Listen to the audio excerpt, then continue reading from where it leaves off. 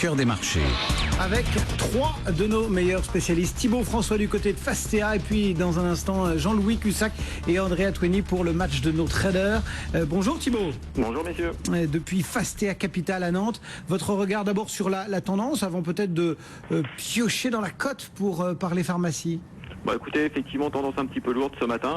La bourse de New York avait mal fini vendredi soir, donc c'est vrai qu'on est un petit peu dans le rouge ce matin. Clôture asiatique aussi un petit peu dans le rouge avec quelques prises bénéfices, on va dire de très court terme. Effectivement le vote aussi sur la Catalogne, le FMI qui revoit un petit peu en baisse ses prévisions de croissance n'aide pas aussi à la tendance sur la bourse de Paris. Donc effectivement un marché un petit peu difficile aujourd'hui, même si la révision en baisse de la croissance mondiale par le FMI n'est pas forcément une grosse nouvelle. Ça a déjà été anticipé depuis quelques semaines par le marché. Bon, on plonge un petit peu dans la cote pour s'apercevoir que l'actualité n'est pas très florissante, on va dire, sur le front des valeurs, excepté peut-être du côté de la pharmacie avec Sanofi qui reçoit un feu vert européen pour un anti-cholestérol. L'occasion peut-être de faire un petit éclairage, un petit focus sur Sanofi. Bah écoutez, oui, effectivement, en fait, il y a deux nouvelles importantes aujourd'hui sur Sanofi. Effectivement, la bonne, vous le disiez à l'instant, effectivement, il y a le Parliament qui vient d'être autorisé par la Commission européenne, donc ça c'est plutôt une bonne nouvelle. Effectivement, on est dans le traitement de l'hypercholestérolémie. C'est pas facile à dire, voilà. Donc ça c'est plutôt une bonne nouvelle, donc mise sur le marché normalement dans les prochaines semaines. Par contre, on va dire il y a quand même une grosse mauvaise nouvelle sur le dossier Sanofi aujourd'hui. C'est le Tresiba qui est un médicament de Novo Nordisk, donc le danois, qui est extrêmement compétitif aux États-Unis, vient d'être autorisé donc le Tresiba par la FDA et qui va concurrencer notamment le Lantus. C'est quand même le médicament phare de Sanofi aujourd'hui. Ça confirme aussi les ambitions de Novo Nordisk aux États-Unis. Donc forcément, c'est pas une très bonne nouvelle pour Sanofi. On s'attendait effectivement avec la fin du domaine public. Lantus arrive, on va dire tombe dans le domaine public déjà pour la fin d'année de 2015. Donc effectivement, c'était plutôt anticipé. On l'attendait pas forcément aussitôt avec une concurrence exacerbée, notamment aux États-Unis. Donc forcément, à court terme, une petite pression sur Sanofi.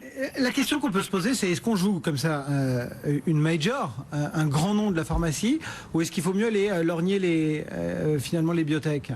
Bah écoutez, à court terme, il y a une pression, on va dire, sur l'ensemble du secteur, que ce soit sur les grosses pharma ou sur les biotech, notamment depuis le tweet d'Hillary Clinton sur le contrôle des prix des médicaments aux États-Unis. Elle les considère beaucoup trop chers aujourd'hui. Donc effectivement, il y a une grosse pression aujourd'hui sur l'ensemble des secteurs. Nous, on aime bien les majors. On pense que les modèles globaux vont être très performants sur la durée. On aime bien Sanofi, on aime bien Roche, même s'il y a une pression à court terme. On pense que Sanofi autour de 80 €. On pense que la stratégie est plutôt bonne entre le développement aux États-Unis, le développement en Europe et surtout un développement entre les biotech et les médicaments phares qui marchent bien, même si le Lantus va avoir un petit peu plus de concurrence aux États-Unis à partir de la fin d'année 2015. Pourquoi pas privilégier donc Sanofi qui malgré tout recule avec le reste du marché d'1,3% en ce moment. Merci beaucoup Thibaut. Alors justement, cette baisse du marché, jusqu'où pourrait-elle aller aujourd'hui, dans les prochains jours? On va poser la question à nos deux traders, Jean-Louis Cussac et Andrea Twenny. Andrea, on perd 1,1% en ce moment là sur le CAC 40. Jusqu'où cette baisse pourrait-elle aller? C'est vrai qu'on a toujours une tendance lourde et difficile, mais d'une manière générale, même s'il y a des catalyseurs négatifs qui ont été cités tout à l'heure, il y a aussi un manque de clarté, de visibilité qui aujourd'hui ne milite pas en faveur d'un rebond, on va dire, durable des marchés. Du coup, on reste sur une tendance impactée plutôt à la baisse.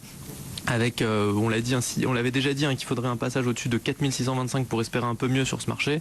On est assez loin de ce niveau. Déjà, un retour au-dessus de 4500, ce serait un premier signe, on va dire, encourageant, mais ça nous permettrait pas d'être complètement rassurés. Ça aurait peut-être le mérite d'éloigner le scénario qui a l'air de se dessiner, à savoir un retour sur cette zone 4300, 4330, qui est le principal risque aujourd'hui sur le marché.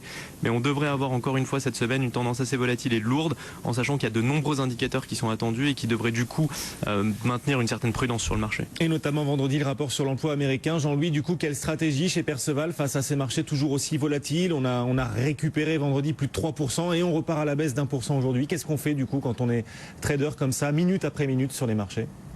Eh bien, on essaye de vendre le mieux possible, ce qui a été fait ce matin vers les 4455,60.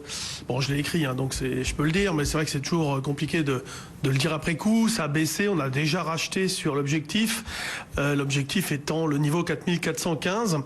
15-20, c'est une zone, c'est pas évident qu'on enfonce tout. Alors le marché est complètement débile, hein. Vendredi c'est n'importe quoi. On fait en quelques heures ce qu'on devrait faire en quelques jours. Il n'y a aucune densité, tout le monde va le même sens au même moment. C'est toujours la même chose. Et cette situation, même si vendredi on a gagné énormément de terrain, ce n'est pas sain du tout. Donc en effet, je suis d'accord avec Andrea, il va falloir s'attendre encore de la vol à des marchés avec des trous d'air potentiellement importants. Voilà, mais aujourd'hui, bon, ça n'a pas l'air d'être trop méchant. J'ai pas l'impression que le marché puisse dévisser. Quand il était vers 60, on observait quoi? On observait que le DAX sous-performait, mais bon, Volkswagen plombe toujours l'ambiance. Elle est en baisse ce matin. Renault, évidemment, en baisse aussi. Près de, Bon, près de 6% de baisse, hein, sur Volkswagen. Voilà. Donc, on a des gestions qui ne font quasi rien. Moi, ça m'a été confirmé à droite et gauche. Alors, quand on dit quasi rien, ça veut dire qu'il y en a qui bougent, bien sûr, toujours, mais il n'y a pas vraiment de flux, hein, sur pareil. Bon. La spéculation reste majoritaire. Les opérateurs sont inquiets, donc méfiants, ce qui freine un peu la vulnérabilité. Ouais. On voit que les volumes sont faibles aujourd'hui, hein, ce qui peut quand même malgré tout rassurer un peu. Volume très faible sur le CAC 40 par rapport notamment aux dernières séances. Un CAC en baisse d'1,1%. Merci messieurs, merci nos deux traders, Jean-Louis Cussac chez Perceval et Andrea Twenny qui étaient avec nous depuis Saxo Bank. Cédric. Et le marché parisien en baisse d'1,1%. Restez avec nous dans un instant, un coup d'œil complet sur les marchés et sur l'actualité. Le journal de 11h, c'est à suivre. BFM Business,